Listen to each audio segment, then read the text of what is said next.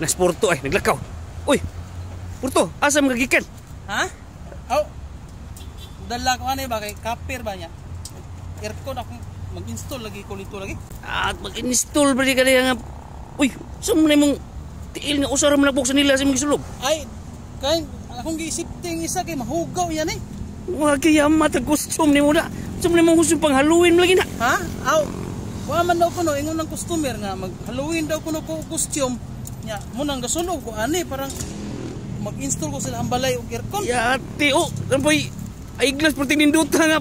Lah, wa mo ni pildo lagi. Tambal ni sa ko kanang init ba, aron dili kay protection sa init ba, protection. Amo ba? Matay, sagbutan mo na yung padulungan lihan na balay na nga installanan ni mo. Amo gani ka costume ko ani kay mag-install ko dag aircon sa anong diha dapita, diha man daw ko ingon ng customer. Amo ba kuya, wa ko ni mo sige bahala. Ikaw ri bahala gigo dia. Ah, sige.